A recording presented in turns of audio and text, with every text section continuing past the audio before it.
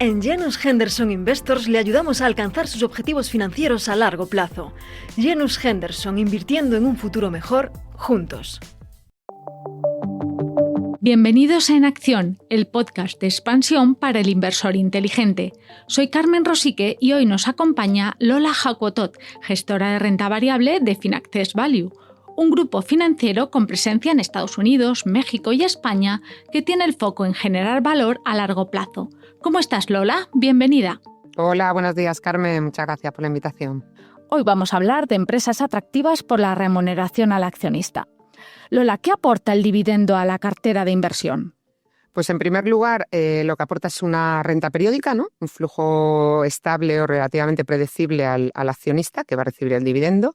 La segunda que aporta es cierta predictibilidad en los ingresos, y luego lo que aporta también es, pues cierta protección ante las caídas o menor volatilidad que otra clase de compañías que no reparten dividendo. Pero siempre hay sectores que son como más atractivos o que hay compañías de determinados sectores más atractivas por su remuneración. ¿Cuáles son? Pues nos podemos encontrar, por ejemplo, el sector eléctrico, que pues son compañías que como sus ingresos se reciben de una rentabilidad sobre las inversiones que van a hacer en el futuro, pues es relativamente fácil de predecir.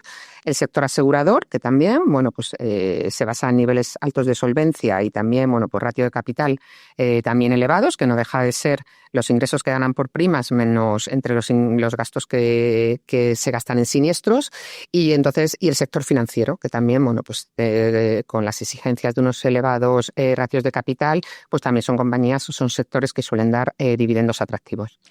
Hay estudios que señalan que las compañías realmente atractivas por dividendos suelen ser menos volátiles en bolsa y el inversor no tiene tantos sustos. ¿Esto es así o no siempre? En la mayoría de los casos suele ser así, pero por ejemplo, mira, nosotros hemos traído una serie de números, ¿no? También luego hablaremos un poquito de los índices que hay, pero en concreto en el caso del Standard & Poor's hay tres tipos de índices. Está el Standard & Poor's normal y corriente, está el Standard & Poor's que se llama Dividend Aristocrats, que son los que invierten en compañías de dividendo creciente, y luego está el Standard & Poor's High Dividend. Entonces, es verdad que en periodos alcistas, pues los que reparten dividendo a lo mejor consiguen el 60 o el 70% de la valorización del índice, pero por ejemplo en periodos como 2022, pues son índices que mientras que el Standard & Poor's cayó cerca de un 20%, estos índices cayeron de media entre un 8 y un 5%, o sea, protegen bastante frente a la caída. Entonces, sí, o sea, en periodos de caídas estos índices lo suelen hacer luego bastante mejor que el índice completo. ¿Es buen momento ahora para invertir por dividendos? La rentabilidad de las letras a 12 meses está cayendo y parece que la competencia pierde brillo. Pues mira, una de las cosas que hay que ver cuando inviertes por dividendos es saber en qué ciclo estás. Es decir, una rentabilidad del 4%, por ejemplo, en 1995, que el bono alemán estaba al 7%, pues no merecía la pena. En este año, en 2025, una rentabilidad del 4 frente a un bono alemán que está al 2,5, pues gana atractivo, ¿no? Entonces, y si eso lo complementas con ganancias de capital o con recompra de acciones, pues la verdad es que la rentabilidad puedes encontrarte una cartera con un ratio muy atractivo. ¿Y en qué debe fijarse el inversor para seleccionar empresas para invertir por dividendos? ¿Qué es lo más importante? Pues a nosotros lo que siempre decimos es que el dividendo lo podemos conseguir de dos maneras. Bueno, se puede conseguir de tres maneras. En general, la retribución al accionista. Dividendo, ya sea en efectivo o en scrip, que luego hablaremos porque hay una pequeña diferencia, más la recompra de acciones, más la ganancia de capital que tenga el mercado. Entonces, a la hora de invertir, nosotros sí recomendamos que inviertan en compañías, no que sea la que más dividendo te dé, porque si tú repartes el 100% del dividendo, luego a lo mejor te puedes encontrar que la compañía, ante de diferentes problemas, pues puede a lo mejor no poder hacer frente a dividendos futuros.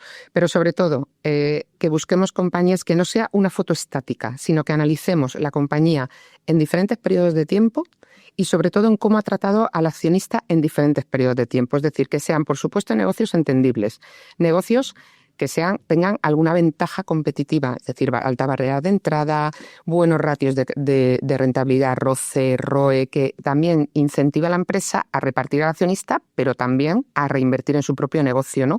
Y luego una buena diversificación. Entonces, yo creo que ahí es verdad que hay que analizar bastantes factores y en diferentes periodos de tiempo. Vosotros tenéis un fondo especializado en dividendos que incluye compañías tanto españolas o europeas. ¿Qué sectores tienen más peso? Pues mira, nosotros tenemos un fondo de dividendo, tenemos en concreto 2 fondos que reparten dividendos y los 2 con clase de acumulación también, porque una cosa atractiva del dividendo es reinvertirlo en el fondo, que ahí es lo que te permite luchar contra la inflación y seguir acumulando ganancias, ¿no? Vamos. Entonces, tenemos en la estrategia que siguen los 2 fondos, que es tanto estrategia de dividendo como finanzas compromiso social, se trata de buscar compañías en sectores como los que comentábamos, pues tenemos, por ejemplo, el sector de compañías eléctricas, tenemos aseguradoras, más que bancos, aunque también tenemos algún banco como Unicrédito o Intesa. Tenemos también concesionarias, una empresa como Ferrovial, que no da mucho dividendo, pero lo que sí hace es darlo de manera muy creciente a lo largo de los años y muy soportado por los buenos activos que tiene detrás, que esos son los que dan dividendo. Y luego tenemos pues compañías, alguna de alimentación, como puede ser Danone, como puede ser Unilever. Y lo importante yo creo que aquí, que es como al ser un fondo mixto, en el caso de estrategia dividendo, que se puede complementar con cupones con renta fija, que para mí es la estrategia ideal, porque un fondo puro de renta fija que reparta dividendo, al tener limitada esa ganancia capital, las probabilidades de recuperar tu valor inicial son menores.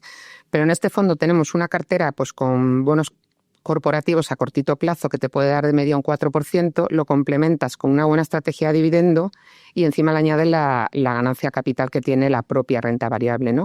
Entonces, bueno, pues se trata, esta selección, decimos, de compañías, pues llevarla a cabo en estas 2 estrategias. Porque aquí, cuando uno invierte por dividendo, no solo se fija en que el dividendo sea sostenible, atractivo, sino que también las perspectivas de la acción en las que inviertes sean buenas, ¿no? Porque si lo pierdes porque cae la acción, ahí, ¿qué compañías españolas destacaríais por la rentabilidad por dividendo?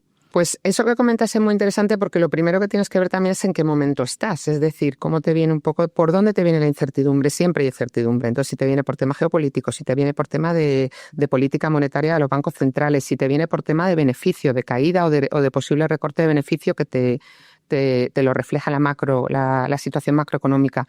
Entonces, en base a eso, pues nosotros ahora mismo tenemos el fondo de estrategia de dividendo, tenemos una parte de la que cubrimos con acciones, tenemos compañías españolas, pues tenemos por ejemplo el Egnor, que además es una compañía que ha dado muy buenos dividendos en los últimos 2 años, porque son compañías que han vendido activos, que han visto que les estaba costando trabajo encontrar una oportunidad para invertir, que han preferido repartir parte al accionista, pero que te han presentado un plan a largo plazo de inversiones creíble. Luego tenemos también, tenemos Ferrovial, tenemos Mapfre, es una compañía además que tiene un nivel de solvencia superior al 200%, con lo cual te garantiza de manera bastante sólida pues que ese dividendo vaya en aumento, de hecho todos los años se lo incrementan un poco. Tenemos Enagas, que Enagas lo que ha hecho ha sido con un payout del 80% que da, asegura el dividendo de 1 euro de aquí a 2026.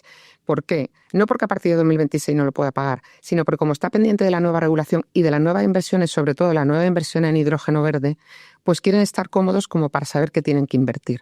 Pero es una compañía que va a seguir pagando el dividendo. Tenemos compañías como Red Eléctrica también, que también te da una buena rentabilidad por dividendo y toda la remuneración está basada en sus inversiones que se van a ir incrementando, con lo cual el dividendo será creciente.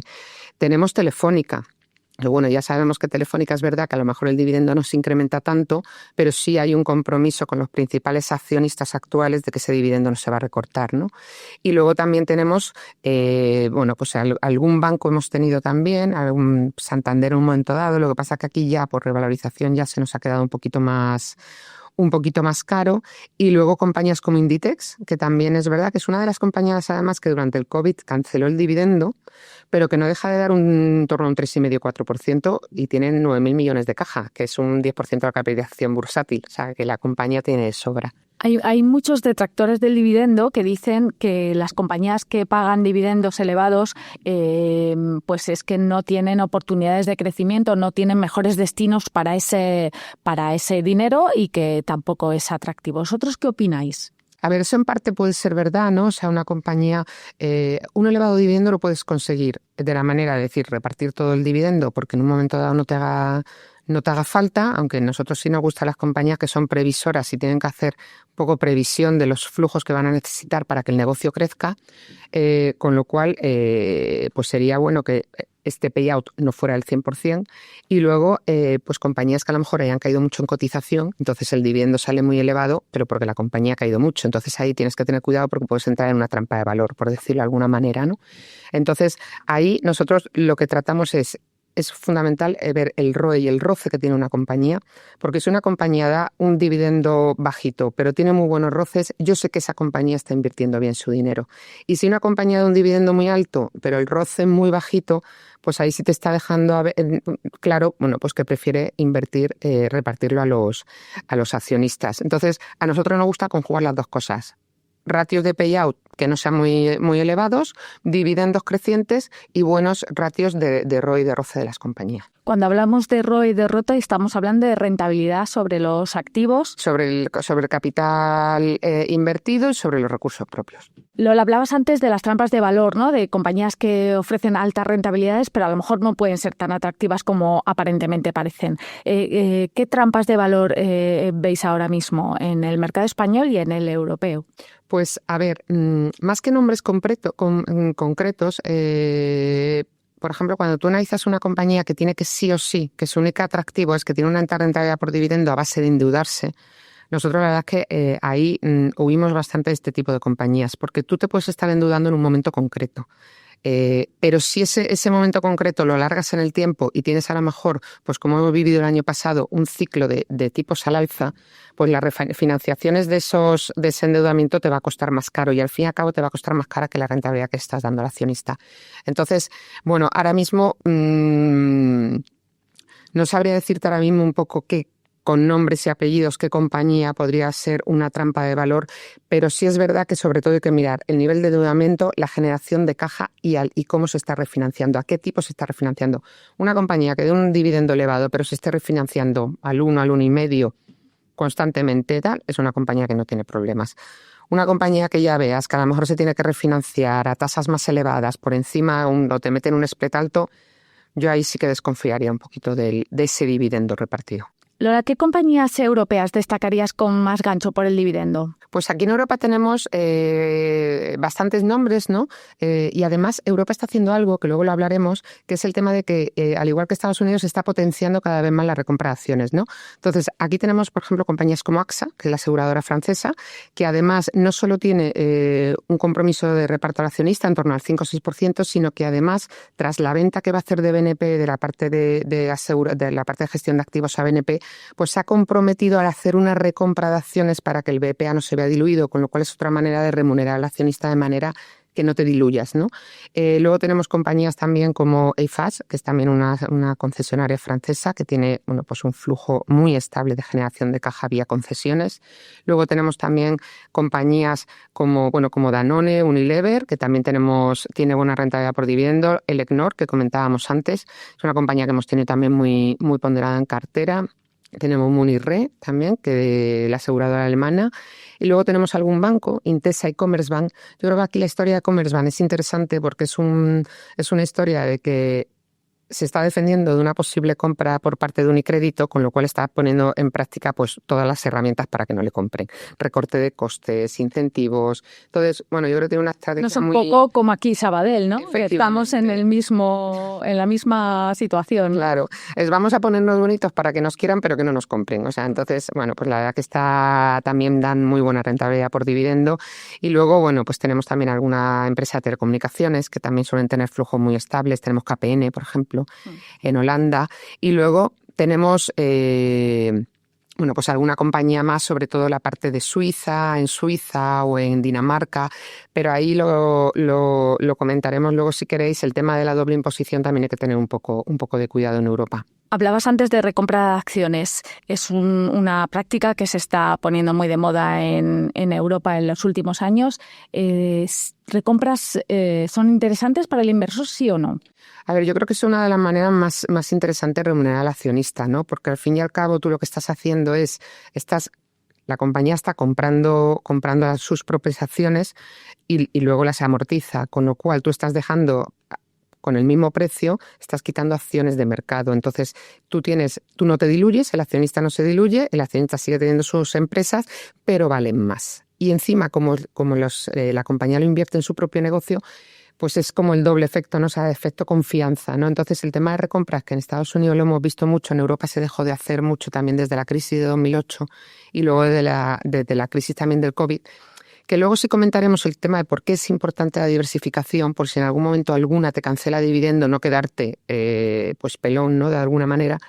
Entonces, yo creo que el tema de recompra sobre todo da confianza a los inversores en que la compañía invierte en sí misma. Entonces, a mí sí me parece una manera muy, muy gratificante de remunerar al accionista. Y fiscalmente, ¿qué tiene que tener en cuenta el inversor cuando invierta por dividendo? Claro, el inversor aquí lo que tiene que tener en cuenta es que, como todo, el dividendo tributa como una ganancia capital. Entonces, ¿qué pasa en las acciones españolas? Bueno, tú tributas, en el caso del fondo de inversión, 19% y poco más. ¿Qué pasa con las empresas extranjeras? Que tú tienes la doble tributación, es decir, tú tributas en origen y una vez que te traes el dividendo vuelves a tributar en España. Entonces hay una serie de mecanismos que además los países están intentando eliminar o rebajar, pero que va muy lento, que los puedes recuperar. Pero son o costosos o mucho papeleo, muchísimo tiempo, porque antes de 2 años o 3 años no recuperan ninguno. Entonces, nosotros en las estrategias de dividendos fuera de España, o sea, internacionales, sí pensamos que la vía fondos de inversión es más atractiva porque el propio fondo te hace esa labor, te hace que el dividendo te venga lo menos mordido posible. Muchas gracias, Lola, por desvelarnos estos consejos para invertir. Un placer haberte tenido aquí con nosotros. Esto es En Acción, el podcast del inversor inteligente que realiza Cristina de Rojas y dirige Amparo Polo. Podéis seguirnos en todas las plataformas de podcast y en expansión.com. Gracias por escucharnos.